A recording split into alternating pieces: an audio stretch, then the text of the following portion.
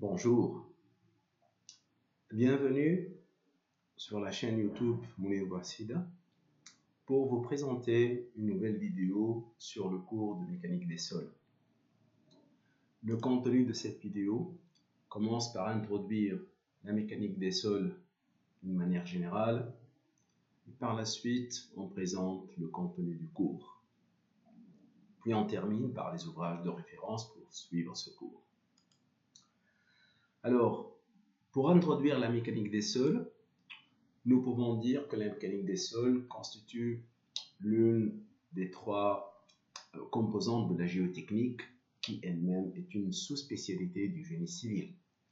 Donc la géotechnique regroupe en principe la mécanique des sols, la géologie de l'ingénieur et la géophysique appliquée.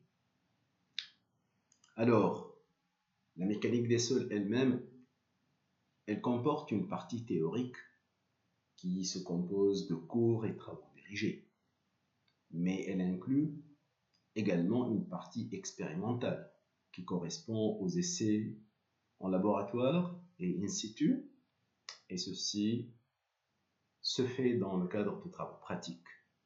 Mais la mécanique des sols nécessite une autre composante qui est l'expérience acquise au niveau des projets. C'est-à-dire que la mécanique des sols, en tant que composante essentielle de la géotechnique, elle inclut à la fois la théorie, l'expérimentation et également l'expérience acquise au niveau des projets. Alors, lorsqu'on parle de mécanique des sols, les applications majeures de ce cours correspondent aux fondations.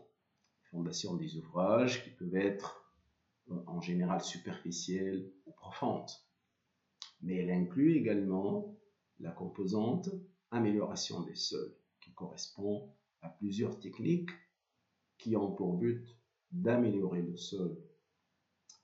Mais la mécanique des sols également, elle consiste à étudier une autre catégorie d'ouvrages, ce qu'on appelle des ouvrages en terre, qui correspondent aux remblais, les barrages en terre, les digues, etc. Alors dans cette catégorie d'ouvrages, auxquels on peut associer également les glissements de terrain, il faut étudier la stabilité des pentes. C'est-à-dire, au niveau des ouvrages, la stabilité des pentes, elle existe, elle concerne un bon nombre d'ouvrages.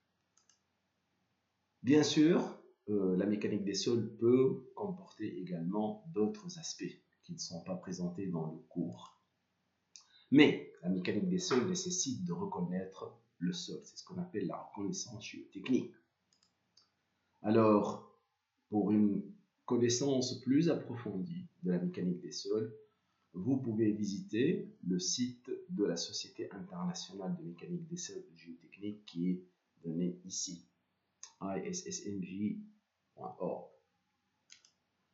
Alors, le programme du cours, il peut s'étaler sur deux parties qui sont, on peut dire,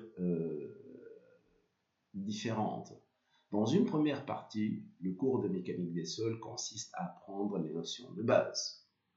Alors, cet apprentissage comporte l'introduction sur laquelle on a donné un très bref aperçu, mais ensuite, il faut étudier l'identification et la classification des sols.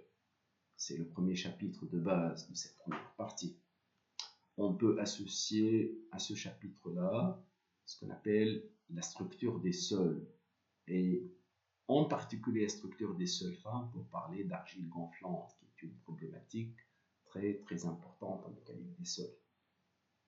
Alors, ensuite, on étudie la mécanique des milieux contenus appliqués au sol pour voir comment les massifs de sol sont modélisés et quelles sont les sollicitations qui s'y exercent jusqu'à aller au calcul des contraintes dans le sol. Ensuite, on étudie l'hydraulique des sols, plus précisément l'écoulement de l'eau dans les sols. Et ensuite vient la consolidation des sols d'une manière générale. Et lorsqu'on focalise sur une catégorie dite de sols fins, on peut apprendre les calculs de tassement et voir les différents calculs qu'on peut faire. Alors, cette première partie se termine par l'étude de la résistance au cisaillement des sols. Alors, dans ce chapitre-là, donc, l'objectif essentiel consiste à introduire des caractéristiques qui correspondent à la rupture du sol. Donc, cette première partie, qui s'appelle les notions de base, va nous permettre d'étudier, d'introduire les paramètres physiques des sols, le calcul des contraintes, résoudre l'écoulement de l'eau dans le sol, et par la suite étudier la consolidation des sols et terminer par la résistance au cisaillement des sols. Donc cette partie-là, cette première partie, on peut dire qu'elle nous permet d'apprendre tout ce qui est nécessaire pour aborder la deuxième partie qui, elle, est consacrée aux applications au dimensionnement des ouvrages géotechniques.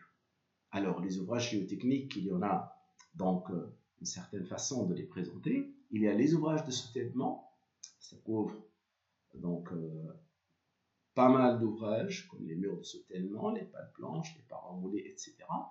Et ensuite viennent les fondations. Donc les fondations, on étudie les fondations superficielles, les fondations profondes et toutes les solutions qui sont intermédiaires aux fondations superficielles et profondes. Et on termine par la stabilité des pentes.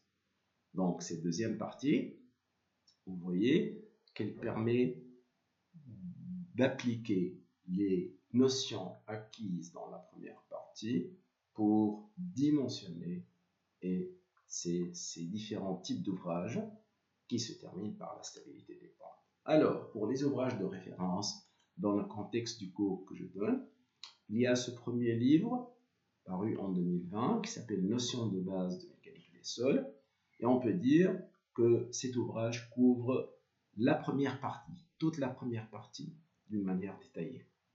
Mais il y a un autre ouvrage intéressant, qui est le manuel de travaux pratiques de mécanique des sols, dans lequel on va trouver tous les essais de laboratoire qu'on peut faire pour donc apprendre la partie ou la composante pratique de la mécanique des sols. Bien sûr, le cours s'enseigne ou il est mieux assimilé en distribuant soit le polycopier de cours par chapitre, soit le polycopier de travaux dirigés par chapitre. Je vous remercie de votre attention et à la prochaine vidéo.